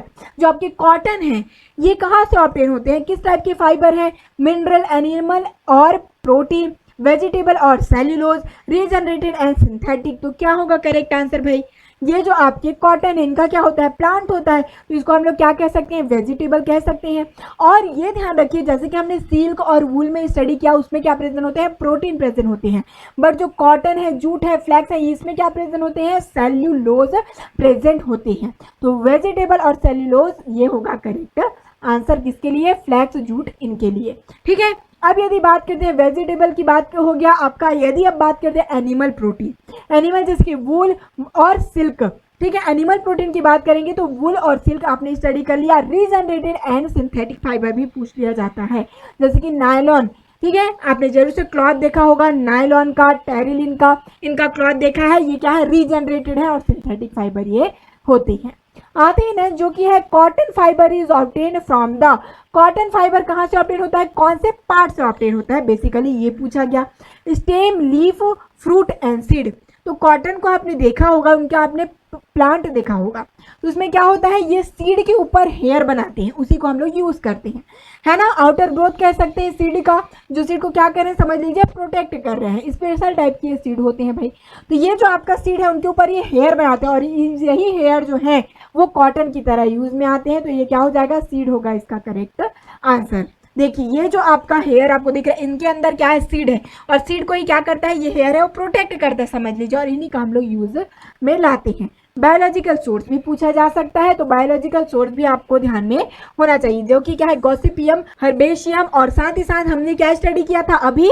Gossypium hirsutum के बारे में स्टडी किया था ना। तो गॉसिपियम स्पीसीज से ये ऑब्टेन होता है, ये हम कह सकते हैं, ठीक है, याद रहेगा। जो बायोलॉजिकल सोर्स है कॉटन का, याद रहेगा। आते हैं next, which of the following is a non absorbable suture, जो एब्जॉर्ब ना हो सके। जैसे कि आपने क्या है, आपको कट हो गया समझ लीजिए, ठीक है, तो कट हो जाता है तो आप लोग क्या करते हैं? टाका लगाने जाते हैं, है ना। और क्या होता है, कुछ ऐसे भी आपको टाका लगाया जाता है, ठीक है, जिसमें क्या है उस टाका को निकलवाने भी जाते हैं। कई लोग आपने देखा होगा, भाई कहाँ जा रहे हो, तो टाका लगा है उसको निकलवाने जा रहे हैं, ऐसा कहते हैं ना। तो वो किस टाइप के होंगे, वो एब्जॉर्ब नहीं हो पाते, ऐसे टाइप की वो जो सूचर यूज किया जाता है, ठीक है। अब देखिए कुछ ऐसे होते हैं जो कि क्या हो जाते हैं, एब्जॉर्ब हो जाती हैं। तो यहाँ पे पूछा गया है नॉन एब्जॉर्बेबल, ठीक है, कैटगट है reconstituted collagen polyamide and kangaroo tendon. तो क्या होगा करेक्ट आंसर, तो है पॉलीमाइड। पॉलीमाइड क्या सिंथेटिक है, इसीलिए क्या होते हैं, ये एब्जॉर्ब नहीं हो पाते। और यदि हम लोग ऑप्शन देख लें कि इसके लिए एब्जॉर्ब होने वाले सूचर, तो वो क्या होंगे, जैसे कि कैटगट हो गया, जो कि कहाँ से ऑब्टेन होता है, ऑक्स से, सीप से, इनसे ये ऑब्टेन होता है। और नॉन एब्जॉर्बेबल के बारे में बात हमने की, जैसे कि पॉलीमाइड हो गया। साथ ही साथ ये भी याद रख लीजिए जो स्टेराइल पॉलीएस्टर्स हैं, इनका भी क्या होता है, जो कि टेरेइन वगैरह, ये भी क्या होते हैं, एब्जॉर्ब नहीं हो पाते। जब इनको हम लोग यूज़ करते हैं, इनको क्या करना पड़ता है, एब्जॉर्ब ये नहीं हो पाते, इनको निकालना फिर पड़ता है। आते हैं नेक्स्ट, जो कि है natural fibre gives test for sulphur is. देखिए बहुत ही अच्छा क्वेश्चन, अभी जस्ट हमने स्टडी किया। कौन सा वो फाइबर था जो कि क्या करता था, हाइड्रोलाइसिस करने से सिस्टीन प्रोड्यूस करता था, तो वो था वुल। ध्यान आया आपको, वुल में क्या प्रेजेंट है, सल्फर प्रेजेंट होता था, ठीक है। तो वुल में क्या प्रेजेंट होता है, वुल में प्रेजेंट होता है सल्फर। देखिए और साथ ही साथ केमिकल टेस्ट के बारे में भी हम लोग यहाँ पर देखते हैं। तो यहाँ पर यदि हम लोग क्या करेंगे, किस प्रकार से ये जानेंगे कि इसमें सल्फर प्रेजेंट है, तो इसमें लेड एसीटेट का क्या किया जाता है, इसमें ट्रीटमेंट किया जाता है। तो ये क्या होते हैं, फिर प्रेसिपिटेट बनाते हैं ब्लैक कलर का, यही इंडिकेट करता है कि इसमें सल्फर कंटेंट होता है। और यदि कॉग्जम सॉल्यूशन के बारे में बात करते हैं, ये भी टेस्ट पूछा जाता है, ठीक है, कॉटन के लिए स्पेसिफिक होता है कॉग्जम रिएजेंट, ठीक है। तो ये जो कॉग्जम टेस्ट है, इसके साथ क्या करते हैं, ये डिसॉल्व नहीं होते और वे स्वेल्व हो जाते हैं, ठीक है। अब चलते हैं आगे, other name of regenerated cellulose is. Regenerated cellulose को और क्या कहा जाता है, क्या कहेंगे भाई बताइए, रीजनरेटेड सेल्यूलोज को क्या वूल कह सकते हैं, जूट है, रायन है, ठीक है। तो क्या होता होगा रीजनरेटेड, जो कि क्या किया गया है, सिंथेटिक है। तो वूल आप जानते हैं सीप से ऑब्टेन हुआ, जूट सिल्क ये भी क्या हो गया, ये होते हैं आपके नेचुरल सोर्स से ऑब्टेन। तो बचा क्या, रायोन, जिसको क्या किया गया है, सिंथेसाइज किया गया है, ओके। और यही क्या हो जाएगा, इसका करेक्ट आंसर होगा, जो कि है रायोन, ओके। चले आगे, देखिए भाई आपने जरूर से रायोन ये सारी की क्लॉथ देखी होंगी, इनको क्या किया जाता है, इनको बनाया जाता है। कैसे बनाएंगे, तो देखिए क्या करते हैं, ये क्या होता है, ये जो रायोन है ऑरेंज रेड सॉल्यूशन में होता है, इनको क्या करते हैं, सोडियम सेलुलोज ज़ैंथोजेनेट, ठीक है। ये क्या होता है, जो आपका वुड है, वुड जो होता है सेलुलोज सोडियम हाइड्रोक्साइड, इनको क्या किया जाता है, सोडियम हाइड्रोक्साइड सॉल्यूशन और सोडियम सेलुलोज ज़ैंथोजेनेट, इनको क्या किया जाता है, मिक्स किया जाता है। इनके थ्रू क्या करते हैं, रीजनरेटेड सेल्यूलोज, जिसको हम लोग क्या कहते हैं, रायोन कहते हैं, इनको बनाया जाता है। आगे चलेंगे, lignans are the constituent of, list में प्रेजेंट होगा लिग्नेन, ये देखिए lycopene, flaxseed, soya and pomegranate. तो बताइए सोया के बारे में आपने देखा है कि इसमें क्या प्रेजेंट होता है, प्रोटीन रिच अमाउंट में प्रेजेंट होता है। पोमीग्रेनेट की बात करते हैं, क्या प्रेजेंट होगा इसमें भाई बताइए, पोमीग्रेनेट किसको कहते हैं, अनार जो आप खाते हैं, अनार के दाने, उसी को तो कहते हैं ना पोमीग्रेनेट। अब बचा फ्लैक्सीड एंड लाइकोपिन, तो जो फ्लैक्सीड है यही क्या होता है, आपका लिग्नेंस होगा। लाइकोपिन आप जानते हैं, लाइकोपिन क्या है, ये कलरिंग एजेंट है, कह सकते हैं, कैरोटीनॉइड्स होते हैं, जो कि किसमें, टोमेटो में प्रेजेंट होता है स्पेसिफिकली। और फ्लैक्सीड के बारे में आपने पढ़ा, ये लिग्नेंस होते हैं। सोयाबीन में क्या प्रेजेंट होता है, प्रोटीन रिच अमाउंट में प्रेजेंट होता है, लेसिथिन में प्रेजेंट होगा। और यदि हम लोग पोमीग्रेनेट की बात करते हैं तो इसमें टैनिन प्रेजेंट होता है। ऑब्वियसली बात है, आपने जब कभी भी यूज़ किया होगा, है ना, आपने जब कभी भी क्या खाया होगा, आपने अनार के दाने खाए होंगे, हल्का सा वो कड़वा सा टेस्ट आता है, एस्ट्रिंजेंट कह सकते हैं, कड़वा नहीं कहेंगे, हल्का सा उसमें क्या होता है, कसापन रहता है, और इसको हम क्या कहते हैं, एस्ट्रिंजेंट टेस्ट कहते हैं। आपको मैंने बताया था टैनिन जब हम लोग स्टडी कर रहे थे, तो जहाँ कहीं भी एस्ट्रिंजेंट टेस्ट हुआ मीन्स इसमें टैनिन प्रेजेंट होगा ही। आते हैं नेक्स्ट क्वेश्चन, जो कि है Soxhlet apparatus is used in. Soxhlet apparatus का कहाँ पर यूज किया जाता है, filtration, distillation, extraction and sterilisation. तो जो आपका सॉक्सलेट अपरेटस आपने जरूर से अपने कॉलेज में देखा होगा, देखा है कि नहीं बताइए, ऑलमोस्ट सभी के कॉलेज में ये चीजें प्रेजेंट होती हैं, ध्यान दीजिए, होता है कि नहीं बताइए, आपने जरूर से देखा होगा सॉक्सलेट अपरेटस। तो ये किसके लिए यूज होता है, क्या करते हैं इससे, क्या हम लोग फिल्ट्रेशन करते हैं किसी चीज का, वो तो हम लोग फनल से करते हैं, क्या उसको डिस्टिलेशन करते हैं, नहीं करते तो क्या आया इसका एक्सट्रैक्शन, स्टरलाइजेशन तो ऑटोक्लेव ये सारी चीज़ों से करती हैं, तो क्या हुआ एक्सट्रैक्शन इससे हम लोग करते हैं। जो सॉफ्टवेयर ऑपरेटस है किसके लिए यूज होता है, एक्सट्रैक्शन के लिए यूज में आता है। किसी भी प्लांट का जो मेन एक्टिव केमिकल कॉन्स्टेंट है उनको हमें क्या करना है, एक्सट्रैक्ट करना है, बाहर निकालना है, तब यूज करते हैं हम लोग सॉफ्टवेयर ऑपरेटस को। ठीक है, ये जो इस प्रकार से जरूर से आपने देखा होगा। अब आपको ध्यान आ रहा होगा इमेज देखकर, इस प्रकार से ऑपरेटस होता है, तो अब आपको ध्यान में आ गया होगा, ये हमने जरूर से देखा है ना। यस और नो कमेंट करते जाइए। आते हैं next, which type of extraction method is used when the penetration of the menstruum into the cellular tissue is very low and the solute is not readily soluble. कौन सा apparatus use किया जाएगा जब जो मेंस्ट्रुअम है वो ज्यादा डिसॉल्व ना हो पा रहा होगा। जो टिश्यू है, जो कौन सा टिश्यू, प्लांट के टिश्यू, प्लांट भी तो क्या है, सेल और टिश्यू से ही बने हुए हैं ना भाई, है ना, सेल और टिश्यू से ही तो बने हैं प्लांट भी। तो अब इनका क्या है, केमिकल कांस्टेंट यदि हमें बाहर निकालना है तो यही टिश्यू और सेल को पेनिट्रेट करना पड़ेगा ना, है ना। इन्हीं के अंदर तो क्या प्रेजेंट होगा, इनका केमिकल कांस्टेंट। तो जब तक इनको हम पेनिट्रेट नहीं करेंगे तो इनसे एक्सट्रैक्ट कैसे करेंगे। अब इसके लिए हम लोग यूज करते हैं मेंस्ट्रुअम। मेंस्ट्रुअम किसको कहते हैं, कमेंट करिए, किसी को पता है मेंस्ट्रुअम क्या किसको कहते हैं। तो जो हम लोग सॉल्वेंट यूज करते हैं, ध्यान से याद रखिए, जो हम लोग यहाँ पर देखिए, एक क्या है, कोई प्लांट है, ठीक है, ये समझ लीजिए ये कोई प्लांट है। इनका हमें क्या करना है, हमने क्या ले लिया, इस प्रकार से लीफ पार्ट को हमने ले लिया। अब हमें क्या करना है, इनसे लीफ पार्ट है, ये लीफ है, उनको हमें केमिकल कांस्टेंट इनसे एक्सट्रैक्ट करना है। तो हम क्या करेंगे, जैसे कि हमने कुछ लिया सॉल्यूशन, ठीक है, इस प्रकार से हमने क्या लिया है, ये आपका सॉल्यूशन है।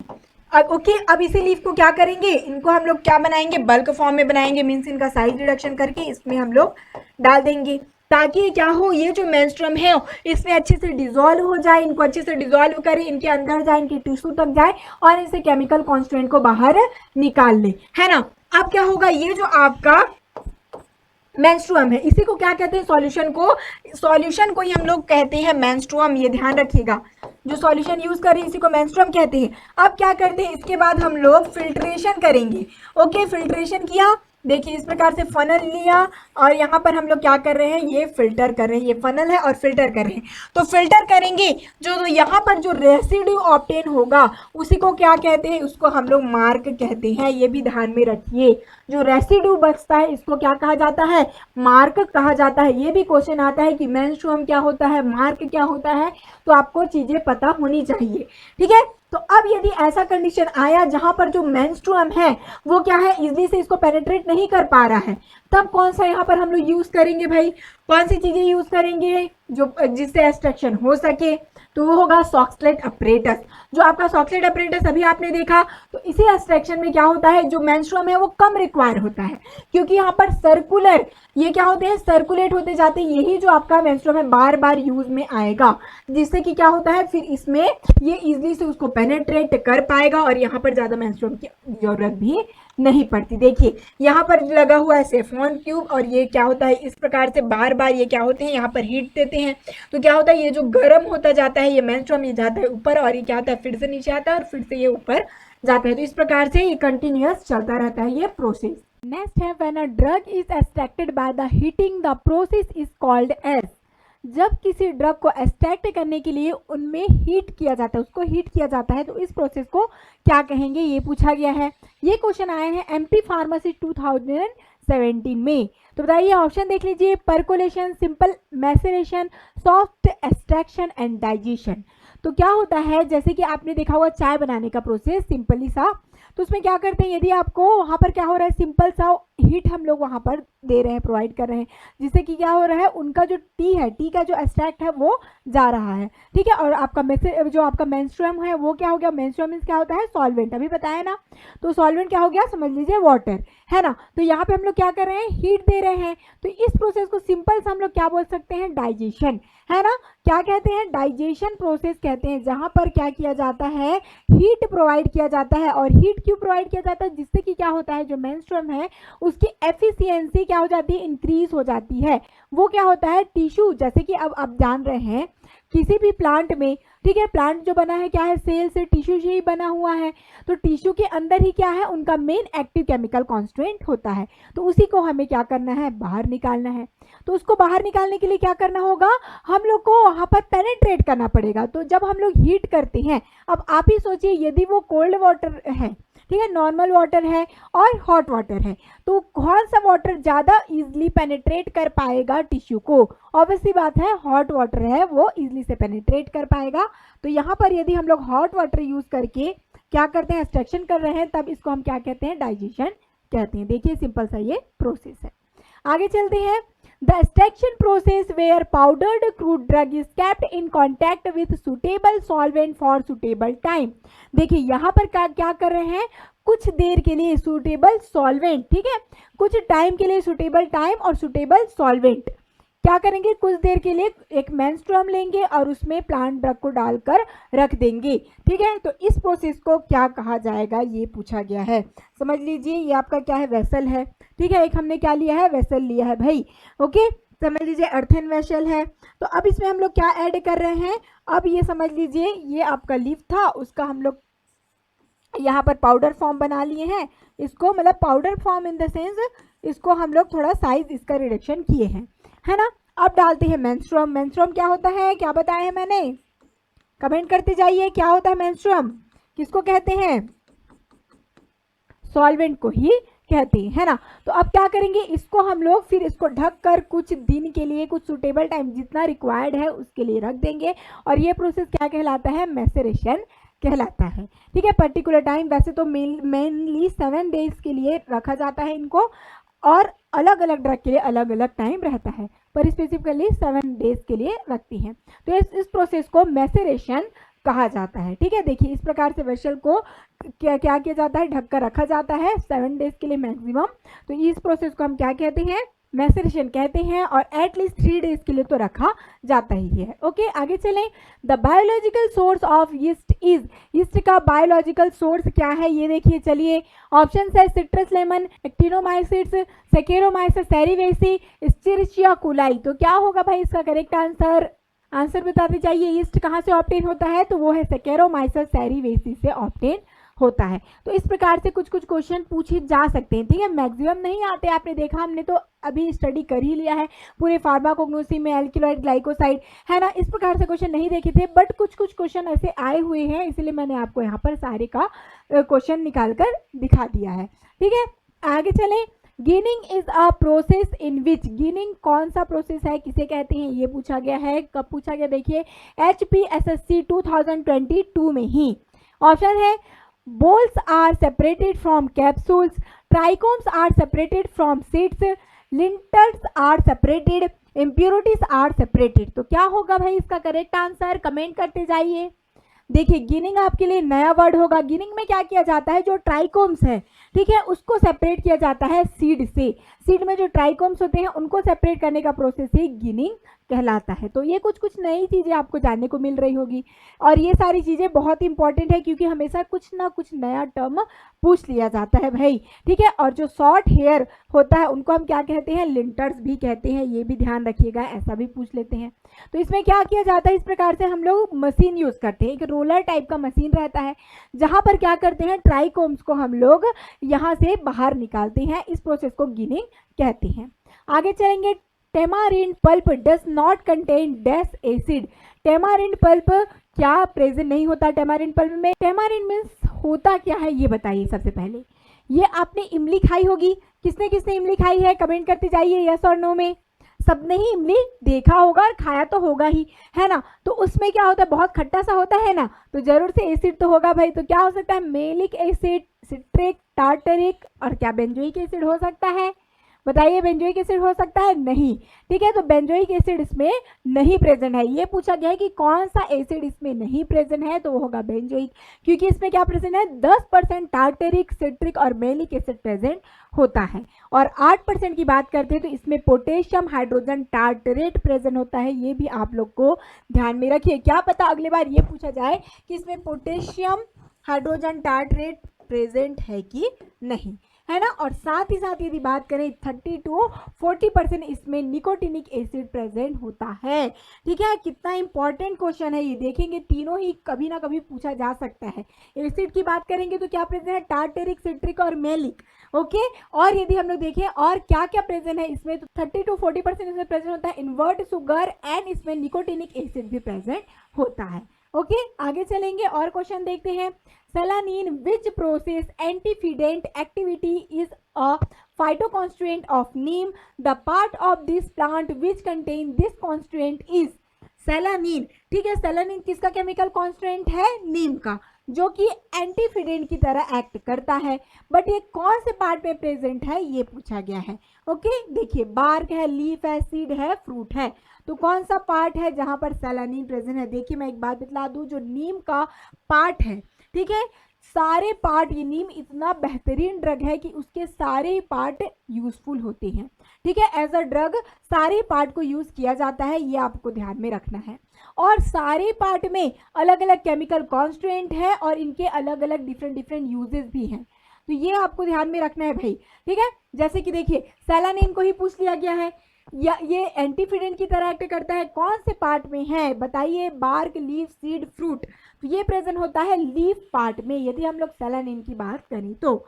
अब ये देख लीजिए, ये जो टेबल है बहुत इंपॉर्टेंट है क्योंकि इससे कोई भी क्वेश्चन पूछा जा सकता है। यहाँ पर आपको पूरे नीम के लीफ, बार्क, रूट, अलग अलग पार्ट का केमिकल कॉन्स्टिट्यूएंट दे दिया गया है और साथ ही इनका यूजेस भी हम लोग यहाँ पर आपको दिखा रहे हैं। ठीक है, और इसको आप लोग स्क्रीनशॉट करके रख लेना, बहुत हेल्पफुल होने वाला है ये टेबल आपके लिए। ठीक है, तो जैसे कि लीफ की बात करें, और ये क्वेश्चन आता ही है, जरूर से नीम का क्वेश्चन आता ही है क्योंकि आपने नीम को हर हमेशा आपने देखा भी है ना, ट्रेडिशनल टाइम से यूज किया जा रहा है नीम का, इसलिए जरूर से इससे क्वेश्चन बनता ही है। ठीक है, देखिए तो लीव्स में यदि बात करें तो अजाडायरेक्टिन होता है इसमें, जो कि किस तरीके से यूज होता है, इंसेक्ट रिपेलेंट की तरह। अब देखते हैं मेलिएंट्रियोल इसमें प्रेजेंट होता है जो कि एंटीफिडेंट है। सेलानिन, यही क्वेश्चन पूछा गया था ना, तो साथ ही साथ सेलानिन प्रेजेंट होता है जो कि क्या है, एंटीफिडेंट की तरह एक्ट ये करता है। अब यदि हम लोग सीड पार्ट पे आते हैं तो सीड में क्या होता है, निम्बिन प्रेजेंट है और निम्बिडिन भी प्रेजेंट है और एजाडायरेक्टिन भी प्रेजेंट है। तो जो निम्बिन और निम्बिडिन होता है वो एंटीवायरल की तरह एक्ट करता है, एंड एजाडायरेक्टिन तो आपने पहले ही देखा जो लीफ में भी प्रेजेंट है और सीड में भी प्रेजेंट है, और ये किस तरीके से एक्ट करता है, इंसेक्ट रिपेलेंट की तरह। और फ्लावर की बात करते हैं तो निम्बोस्टेरॉल इसमें प्रेजेंट होता है, कैम्फेरॉल प्रेजेंट है जो कि इंसेक्टिसाइडल है। ओके, अब देखिए फ्रूट की बात करते हैं तो डीएसिटाइल एजाडायरेक्टिनॉल इसमें प्रेजेंट होता है जो कि क्या करता है, ये पैरालाइज करता है इंसेक्ट के स्वेलिंग मैकेनिज्म को। ओके, ये सारी चीजें जरूर से पूछी जाती हैं, इनको आपको ध्यान में रखना है, मैं पहले ही आपको क्लियर कर रही हूँ। ठीक है, बार्क की बात करेंगे, निम्बिन, निम्बिडिन, यही सारी चीजें प्रेजेंट होती है जो कि एंटीवायरल की तरह एक्ट ये करती हैं। ये जो आपका टेबल है बहुत इंपॉर्टेंट है, इससे क्वेश्चन बनता है, जरूर से इसको आपको ध्यान में रखना है। किस प्रकार से आप याद रखेंगे, यदि आपको टेबल फॉर्म में याद नहीं रखना तो आप क्या कर सकते हैं, छोटा छोटा क्या कर सकते हैं, इस प्रकार से लीफ बना लेंगे, लीफ बना लीजिए। ठीक है, इसमें आप लिख सकते हैं इसमें क्या क्या प्रेजेंट है, इसमें अजाडायरेक्टिन प्रेजेंट है, इसका आप लोग यूजेस लिख लीजिए। इसमें क्या प्रेजेंट है, लीफ में की बात कर रहे हैं, सेलानिन प्रेजेंट है, इसका यूजेस लिख दीजिए। एक सीड बना लीजिए कि सीड किस प्रकार से दिखता है, नीम का फ्रूट किस प्रकार से दिखता है, और उसके बाद इसका क्या लिखते जाएं आप लोग, केमिकल कॉन्स्टिट्यूएंट और यूजेस। तो इस प्रकार से नोट्स बनाएंगे तो आपको कंफ्यूजन भी नहीं होगा। यदि आपको टेबल फॉर्म में भी याद करने में दिक्कत हो रही है तो इस प्रकार से आप लोग बना सकते हैं अपना नोट्स को। वुल स्वेट और स्वेंट कंसिस्ट मेनली ऑफ, ठीक है, वुल स्वेट में कौन सा जो साल्ट है वो प्रेजेंट होता है, देखिए भाई, potassium salt of fatty acid, potassium salt of stearic acid, sodium salt of stearic acid and sodium salt of fatty acid. तो क्या होगा करेक्ट आंसर, वुल स्वेट में क्या साल्ट प्रेजेंट होता है, तो potassium salt of fatty acid इसका correct answer होगा। ठीक है, इसमें क्या प्रेजेंट होगा, फैटी एसिड के साल्ट इसमें प्रेजेंट होते हैं।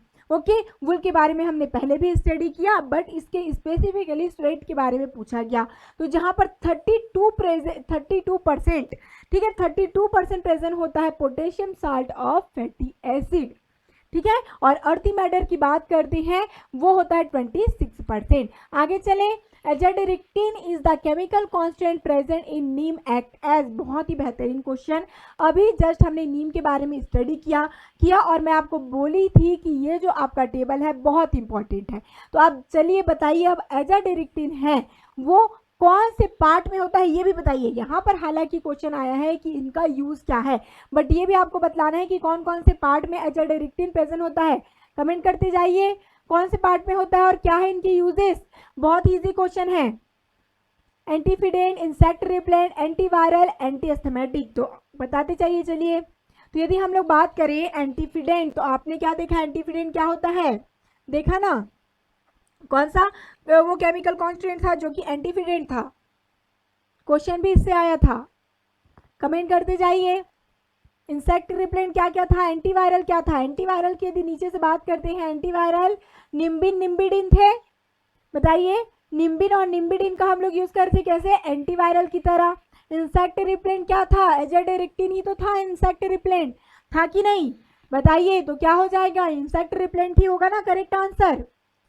इतने छोटे छोटे क्वेश्चन आ रहे हैं, देखिए वही क्वेश्चन है जो कि रिपीट होते हैं आपको, इसीलिए जो भी चीज़ आप स्टडी करें, कोई भी ड्रग, उसको आप लोग बहुत अच्छे से स्टडी कर लो ताकि उससे कोई भी क्वेश्चन आए तो आपसे ना छूटे, ठीक है। चलिए, इसके बारे में हमने एक एक चीज़ों को स्टडी कर ली है।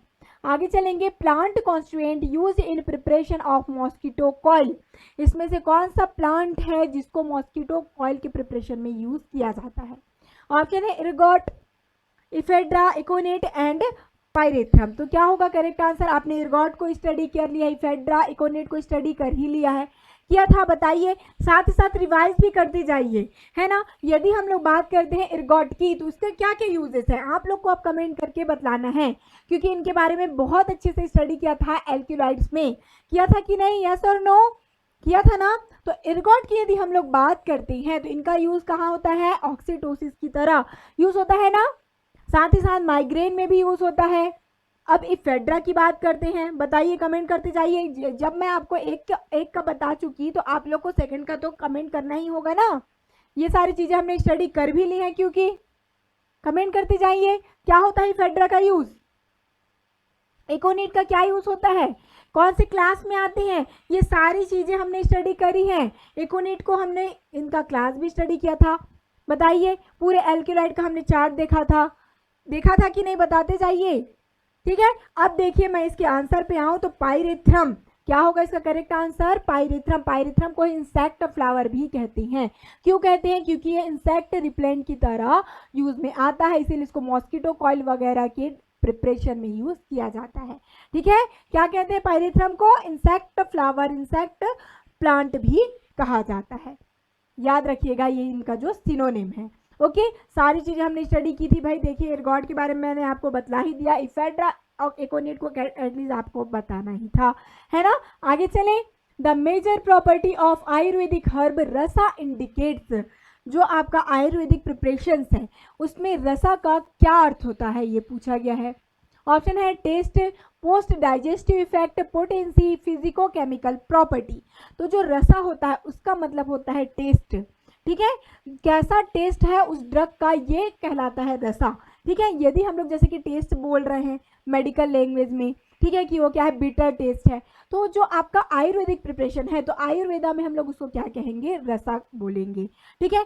पोस्ट डाइजेस्टिव इफेक्ट दिया गया है, पोटेंसी दिया गया है, एंड फिजिको केमिकल प्रॉपर्टी। तो फिजिको केमिकल प्रॉपर्टी को यदि हम लोग को बोलना है आयुर्वेदिक में तो उसको हम क्या कहते हैं, गुना कहेंगे, ठीक है। पोटेंसी, पोटेंसी मीन्स क्या हो जाता है, उसका पावर, ड्रग का कितने अमाउंट यूज करेंगे, ये कहलाएगा वीर्या। और पोस्ट डाइजेस्टिव इफेक्ट की बात करते हैं तो ये कहलाता है विपाका, ठीक है। ओके, चलिए यहाँ पर देख लीजिए टेबल में दिया गया है कौन कौन से टर्म यूज करते हैं हम लोग आयुर्वेदा में। तो रसा का यूज करते हैं टेस्ट के लिए, गुना का यूज करते हैं फिजिको केमिकल प्रॉपर्टी के लिए, वीर्या का यूज किया जाता है पोटेंसी के लिए, एंड विपाका का यूज किया जाता है पोस्ट डाइजेस्टिव इफेक्ट के लिए। और प्रभावा वर्ड से ही आपको समझ आ जाएगा कि क्या प्रभाव डाल रहा है, मीन्स क्या थेरेपेटिक एक्टिविटी है, इसके लिए यूज किया जाता है प्रभावा को, ठीक है। नेक्स्ट चले, पाका is which type of Ayurvedic dosages form. पाका किसको कहेंगे भाई, कौन सा आयुर्वेदिक डोजेस फॉर्म है, ये पूछा गया है। ऑप्शन है solid, semi solid, liquid and powder. तो आपको सारे जितने भी आयुर्वेदिक डोजेस फॉर्म हैं उनका आपको एटलीस्ट कौन कौन से फॉर्म में होते हैं, क्या क्या नाम है, ये याद होना चाहिए, और उनकी कुछ प्रॉपर्टी, क्योंकि इनसे एकदम डीपली क्वेश्चन तो नहीं पूछता, बट आपको बेसिक चीज़ों को जरूर से पता होना चाहिए, इनसे क्वेश्चन आते हैं। जैसे कि सॉलिड की बात कर लें तो सॉलिड में क्या आ जाएंगे, सॉलिड में जैसे कि टैबलेट हो गया, टैबलेट को क्या कहते हैं हम लोग, इसमें गुटिका, आगे अभी आए आपको और भी डिटेल से बताऊंगी। सेमी सॉलिड जैसे की बात कर ले तो सेमी सॉलिड जैसे कि क्या होता है, अवलेहा, और अवलेहा को ही क्या कहा जाता है, पाका और लेहा कहती हैं। तो इसका करेक्ट आंसर क्या होगा, सेमी सॉलिड। और लिक्विड की बात कर लें तो लिक्विड का क्या क्या ऑप्शन है, कौन कौन से एग्जाम्पल है लिक्विड के, तो लिक्विड के होते हैं जैसे कि अरिस्टा, अस्वा एंड अरिस्टा, ठीक है। और पाउडर की बात कर देंगे तो पाउडर क्या होगा, चूर्ण और भस्मा, ये सारे पाउडर के एग्जाम्पल हो जाएंगे। देख लीजिए ये जो आपका अवलेहा है उसी को ही क्या कहते हैं हम लोग, पाका कहा जाता है। जहाँ पर क्या करते हैं हम लोग, ये सेमी सॉलिड प्रिपरेशन है, जहाँ पे जागरी हो गया, शुगर है, इनको क्या करते हैं यहाँ पर डिकॉक्शन किया जाता है। ध्यान रखिएगा यहाँ पे आपको थोड़ा सा कंफ्यूजन हो सकता है अवलेहा में और इन्हीं के प्रिपरेशन साथ ही साथ अरिस्टा और आपके अस्वा में, ठीक है, क्योंकि वहाँ पे क्या होता है, वहाँ पर भी तो जागरी का, शुगर का यूज़ किया जाता है और डिकॉक्शन किया जाता है, पर साथ ही साथ वहाँ पर फर्मेंटेशन प्रोसेस होता है। और यहाँ पर क्या होता है, अवलेहा के प्रिपरेशन में केवल हम लोग डिकॉक्शन इसका करते हैं, ठीक है, और ये सेमी सॉलिड प्रिपरेशन होता है भाई। देखिए चलिए आगे, alkaline substance obtain from the ash of crude drug are known as dash in Ayurveda. बहुत ही इजी क्वेश्चन है, कमेंट करके आंसर करते जाइए। ऑप्शन है पिष्टी, भस्मा, द्रवका एंड कसारा। तो क्या होगा आंसर, कमेंट करते जाइए। चलिए आप सभी को लग रहा होगा कि इसका आंसर क्या होगा, भस्मा, क्योंकि ये क्या है, एस यहाँ पर लिखा है, तो एस तो क्या होता है, भस्मा ही होता है। बट सबसे पहले इसीलिए यहाँ पर दे दिया गया है एल्किलाइन सब्सटेंस। ये भी तो पूछा गया है, क्या पूछा गया, एल्किलाइन सब्सटेंस, ऐसा कौन सा डोजेस फॉर्म है जो क्या है एल्किलाइन है और ये एस है, एस मीन्स क्या हो गया, राख है, तो वो क्या होता है, वो होता है कसारा, ठीक है। आपको इसीलिए भस्मा भी दिया गया ताकि आप लोग कंफ्यूज हो जाएं। ये क्या होता है, जो एल्किलाइन सब्सटेंस है यहाँ पर क्या करते हैं हम लोग, ये जो वर्ड है कसारा, उसका मतलब होता है क्षार, ठीक है, उसका मतलब ही होता है क्या, क्षार। जहाँ पर क्या करते हैं हम लोग, एस को लेते हैं किसी भी ड्रग का और यहाँ पर क्या किया जाता है, इसको डिसॉल्व करते हैं वाटर के साथ। वाटर के साथ डिसॉल्व करने के बाद उसको फिर से इवोपरेट करते हैं, वाटर पूरा रिमूव हो जाता है। उसके बाद क्या करते हैं, ये जो साल्टी सॉलिड ऑब्टेन होता है उसी को कसारा कहा जाता है, ठीक है, क्योंकि वाटर को हमने क्या कर लिया है, पूरा इवोपरेट कर लिया है, इसीलिए इसको हम लोग क्षारीय कहते हैं, कसारा इसी को कहा जाता है। ओके, और भस्म आपने जानते हैं जस्ट इससे डिफरेंट होता है भाई। ओके, इसीलिए यहाँ पर एल्किलाइन वर्ड देकर इंडिकेट किया गया है। अब देखिए, asava is type of Ayurvedic dosages form. Asava कौन से टाइप का डोजेस फॉर्म है, semi solid, solid, liquid, powder. अभी मैंने आपको बतलाया था इससे पहले के क्वेश्चन में, जब कौन सा क्वेश्चन आया था ना, अवलेहा के बारे में क्वेश्चन था, उस टाइम मैंने आपको सारे एग्जाम्पल बतलाए थे। अब आपको कमेंट करना है क्या हो सकता है इसका करेक्ट आंसर। अस्वा की बात करते हैं तो अस्वा होता है हमारा लिक्विड प्रिपरेशन, ठीक है। ओके, सेमी सॉलिड को हमने देखा क्या होता है, अवलेहा होता है ना। और सॉलिड की बात करेंगे तो टैबलेट है, टैबलेट जिसको हम लोग गुटिका कहते हैं। पाउडर होता है भस्मा चूर्ण। ओके, चलिए अच्छे से क्लासिफिकेशन देख लेते हैं एक फ्लो चार्ट में। तो जैसे कि हम लोग पाउडर ड्रग की बात करें, भस्मा चूर्ण, परपट्टी एंड रसायना, ठीक है, ये चारों किसके एग्जाम्पल है, पाउडर ड्रग के। लिक्विड की बात करते हैं तो अरिस्टा, अर्का, अस्वा, स्वारस एंड तेला, ये सभी चीज़ों को ध्यान में रखिएगा, जरूर से क्वेश्चन पूछ लेते हैं, ठीक है। सेमी सॉलिड की बात करेंगे तो अवलेहा, ग्रीटा और कलका, ये तीनों किसके एग्जाम्पल हैं, सेमी सॉलिड के एग्जाम्पल होते हैं। और सॉलिड की बात करेंगे टैबलेट, गुटिका, वाटी एंड वाटिका, ये क्या होता है, सॉलिड डोजेस फॉर्म है। तो ये सारे जो आपको फ्लो चार्ट दिख रहे हैं इनको जरूर से याद में रखिए, बहुत काम आएंगे। आगे चलते हैं। Thick extract of drug prepared by boiling decoction of drug with sugar honey is dash Ayurvedic dosages form. Options हैं नेत्रबिंदु, अस्वा, सत्वा, अवलेहा। क्या होगा करेक्ट आंसर भाई बताइए, क्या किया गया है, थिक एक्सट्रैक्ट को, जहां पर हम लोग क्या कर रहे हैं, बॉईल कर रहे हैं शुगर और जागरी के साथ, तो ये प्रिपरेशन क्या कहलाएगा, मैंने आपको पहले ही बतलाया, इस प्रिपरेशन में कंफ्यूज नहीं होइएगा। अश्वा अरिष्टा में और अश्वा अवलेहा में कंफ्यूज नहीं होना। जब फर्मेंटेशन बोला जाए तब जाके वो अश्वा या अरिष्टा होगा, बट जहां पर सिर्फ डिकॉक्शन बोल दें तब वो अवलेहा ही होगा। ठीक है, अवलेहा में ही क्या करते हैं हम लोग, यहाँ पर शुगर और जागरी के साथ डिकॉक्शन किया जाता है और ये कहलाता है क्या, ये आपका सेमी सॉलिड डोजेज फॉर्म है। और अश्वा में क्या होता है, फर्मेंटेशन होता है। आगे स्टडी करेंगे। और what is the self life और चूर्ण एंड आयुर्वेदिक फॉर्मुलेशन, जो चूर्ण है, ठीक है, उनका क्या होता है सेल्फ लाइफ। जरूर से आपने अपने घरों में यूज भी किया होगा, तो कब तक यूज कर सकते हैं ये आप लोग जान लीजिए भाई। यहीं पर ऑप्शन है 2 year, 3 year, 5 year and 1 year. तो क्या हो सकता है इसका करेक्ट आंसर, जो चूर्ण होता है उनको केवल 1 ईयर, उनके प्रिपरेशन के बाद केवल 1 ईयर तक ही यूज करना चाहिए। उनका सेल्फ लाइफ 1 ईयर का ही होता है। ओके, जो कि क्या होता है पाउडर डोजेज फॉर्म है भाई। चूर्ण बहुत ही बारीक पाउडर होते हैं जो कि एटलीस्ट 80 ml साइज में उनका क्या हो जाए, वो फाइन पाउडर पास हो सके। ठीक है, वो क्या कहलाते हैं, वो होता है चूर्ण। आते हैं next, medicated alcoholic liquid prepared by fermentation of raw vegetable juice with Honey और जागरी आर कॉल्ड। ऑप्शन है अर्का, अश्वा, लेपा एंड अवलेहास। क्या होगा करेक्ट आंसर बताइए। मैंने आपको बतलाया ही सारे, जब भी हम लोग क्या स्टडी कर रहे हैं आयुर्वेदिक फॉर्मुलेशन में, जहां पर भी आपको फर्मेंटेशन का नाम आया, ठीक है, और यहाँ पर क्या हो रहा है फर्मेंटेशन के साथ शुगर और हनी का यूज किया जा रहा है, तो आपको आंख बंद करके अश्वा या फिर यहाँ पे ऑप्शन दिया रहेगा अरिष्टा, तो आपको यही टिक करना है। ठीक है, दोनों में ही फर्मेंटेशन का प्रोसेस जरूर से होता है। और यही क्या होता है, ये जो आपका अश्वा और अरिष्टा है, इनका इसीलिए सेल्फ लाइफ बहुत ही ज़्यादा होता है, क्योंकि यहाँ पर फर्मेंटेशन प्रोसेस हो रहा है और इसी फर्मेंटेशन प्रोसेस के थ्रू अल्कोहल का जनरेशन होता है। और ये जो अल्कोहल है वो सेल्फ प्रिजर्वेटिव की तरह एक्ट करते हैं, इसलिए इनका जो सेल्फ लाइफ है बहुत ही ज़्यादा होता है अश्वा और अरिष्टा का। ओके, ये टर्म भी आपको ध्यान में रखना है, क्योंकि इनसे क्वेश्चन पूछे जाते हैं कि किनका सेल्फ लाइफ सबसे ज़्यादा होगा, तो अश्वा दिया रहेगा या फिर यहाँ पर आपको ऑप्शन में अरिष्टा भी दिया जा सकता है। तो मेनली इनके क्या होते हैं, दोनों के प्रिपरेशन सेम ही होते हैं अश्वा और अरिष्टा के। ठीक है, बस इनका जो प्रोसेसिंग है, ठीक है, डिकॉक्शन का प्रोसेसिंग है वो थोड़ा सा डिफरेंट होता है, उसके बाद सारी चीज़ें ही सेम होती हैं। ठीक है, इनमें भी फर्मेंटेशन प्रोसेस होगा, अल्कोहल जनरेशन होता है और साथ ही साथ इसमें क्या होता है, ये सेल्फ प्रिजर्वेटिव की तरह एक्ट करते हैं, इसलिए इनका क्या है सेल्फ लाइफ लॉन्ग टाइम तक रहता है। तो ये सारे क्वेश्चन हैं जो कि प्रीवियस ईयर में पूछे जा चुके हैं। जितने भी क्वेश्चन बचे हुए थे उनको मैंने आपको यहाँ पर डिस्कस कर लिया है, क्योंकि कुछ कुछ जो छोटे छोटे टॉपिक है इनसे भी कभी कभार क्वेश्चन आते हैं। अभी हमने देखा फाइबर से भी क्वेश्चन आए हैं, एंजाइम से भी, आयुर्वेदिक फॉर्मुलेशन से भी क्वेश्चन पूछे गए हैं। ठीक है, जिनको हमने पूरा तरीके से अच्छे से डिस्कस कर लिया है। तो आई होप आपका फार्मासिस्ट एग्जामिनेशन अब आपको बहुत ही अच्छे से दिलाना है।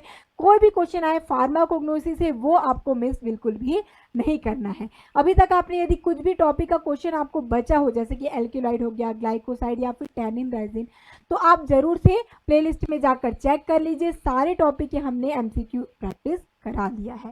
ठीक है, जहां पर प्रीवियस ईयर के क्वेश्चन और प्रैक्टिस एमसीक्यू दोनों ही आपको देखने को मिल जाएगा। तो जरूर से सारे वीडियो को वॉच करें और अपने फ्रेंड्स तक भी शेयर करें, ताकि आप अपने फार्मासिस्ट के एग्जाम का प्रिपरेशन और भी आसानी से कर सकें। All the very best, thank you.